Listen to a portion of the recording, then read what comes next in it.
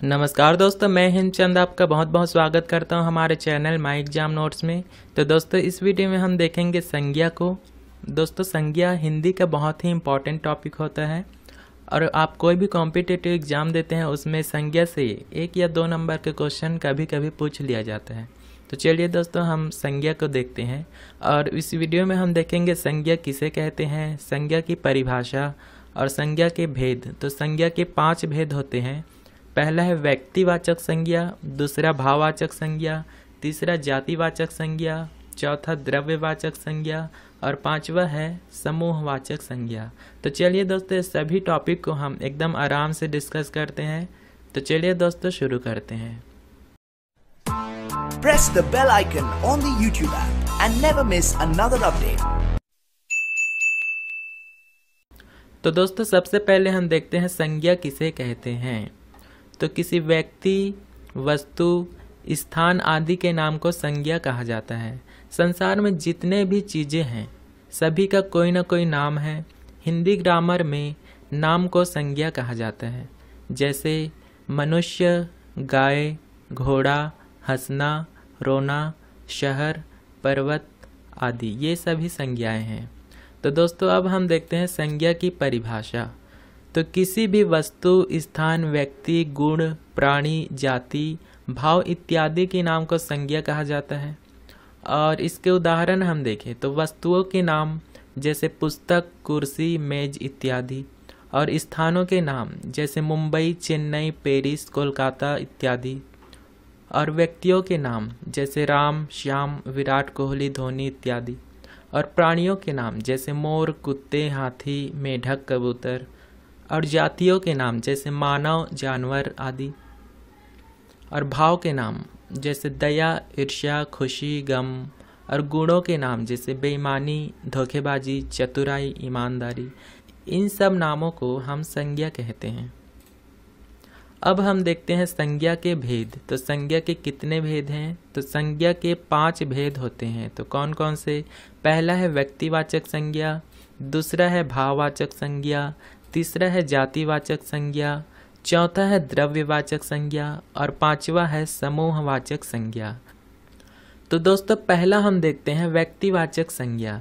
तो जहाँ किसी विशेष व्यक्ति, वस्तु या स्थान के बारे में बताया जाए उसे व्यक्तिवाचक संज्ञा कहते हैं। अर्थात वैसे शब्द जो किसी खास व्यक्ति, स्थान या वस्तु के बारे में बताते हैं उन्हें व्यक्तिवाचक संज्ञा कहा जाता है।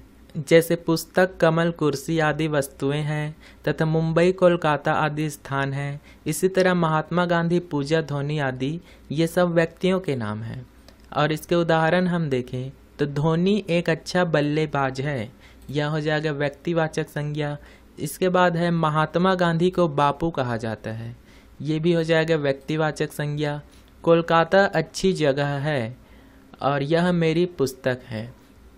तो ऊपर बताए गए वाक्यों में धोनी, महात्मा गांधी, कोलकाता, पुस्तक ये सब व्यक्तिवाचक संज्ञा है, क्योंकि यह किसी विशेष व्यक्ति, स्थान या वस्तु के बारे में बता रहा है। तो दोस्तों, इसके बाद हम देखते हैं भाववाचक संज्ञा। तो ये क्या होते हैं? जहाँ किसी व्यक्ति, वस्तु या स्थान के गुण, दोष आदि के बारे में बताया जाए उसे भाववाचक संज्ञा कहते हैं। जैसे खुशी, दया, बुढ़ापा, घबराहट, ईमानदारी, साहस आदि। तो ये सब भाव हैं। और इसके उदाहरण हम देखें तो वह ईमानदार लड़का है, ये हो जाएगा भाववाचक संज्ञा। पूजा आज बहुत खुश दिखाई दे रही है। आज का मौसम बहुत सुहाना है। दिया के दादा बूढ़े हो गए हैं। तो ऊपर बताए गए वाक्यों में ईमानदार, खुश रहना, सुहाना, बूढ़े आदि किसी विशेष व्यक्ति या स्थान के भाव को प्रकट कर रहे हैं, इसलिए इसे भाववाचक संज्ञा कहा जाता है। तो दोस्तों, इसके बाद हम देखते हैं जातिवाचक संज्ञा। तो ये क्या होते हैं? जातिवाचक संज्ञा जब किसी खास व्यक्ति, वस्तु, स्थान या प्राणी के बारे में न कहकर पूरी जाति, वर्ग या श्रेणी के बारे में कहा जाए तो उसे जातिवाचक संज्ञा कहा जाता है। जैसे सांप, पहाड़, देश, नदियाँ, कुत्ता, पक्षी आदि। और इसके उदाहरण हम देखें तो कुत्ते भौंकते हैं, पुस्तकें मेज पर रखी हैं, वह शहर कितना सुंदर है, उस नदी का पानी कितना साफ है। तो ऊपर बताए गए वाक्यों में कुत्ते, पुस्तकें, शहर और नदी जातिवाचक संज्ञा है, क्योंकि वह किसी विशेष व्यक्ति, वस्तु या स्थान के बारे में नहीं बता रहा है, बल्कि पूरी जाति या श्रेणी वर्ग के बारे में बता रहा है। तो दोस्तों इसके बाद हम देखते हैं द्रव्यवाचक संज्ञा। तो जैसा कि नाम से ही क्लियर है, द्रव्य मतलब लिक्विड, तो इसको भी हम देख लेते हैं। तो जब किसी द्रव्य पदार्थ के बारे में बात किया जाता है, यानी जिसे हम आसानी से नाप या तौल सकते हैं या फिर उसे गिन सकते हैं, तो उसे द्रव्यवाचक संज्ञा कहा जाता है। जैसे कि दाल, चावल, सोना, लकड़ी, दूध, पानी, चांदी इत्यादि। और दोस्तों इसके उदाहरण हम देखें तो वह सोने का हार बेहद खूबसूरत है, पायल को दूध पीना अच्छा लगता है, चाय में चीनी ज़्यादा है, राम को आम, सेब आदि पसंद है। तो दोस्तों ऊपर बताए गए वाक्यों में सोना, दूध, चीनी, आम, सेब ये सब द्रव्यवाचक संज्ञा है, क्योंकि इन्हें हम आसानी से गिन सकते हैं, तौल सकते हैं, नाप सकते हैं। जैसे सोने को कैरेट में डाल सकते हैं, दूध को लीटर में और आम व सेब को दर्जन के अनुसार डाला जा सकता है। तो दोस्तों लास्ट हम देखते हैं समूहवाचक संज्ञा। तो ये क्या होते हैं? समूह मतलब जैसा हमको नाम से ही पता चल रहा है, ग्रुप होना चाहिए इसमें, मतलब समूह। तो इसको भी हम देखते हैं ये क्या होता है।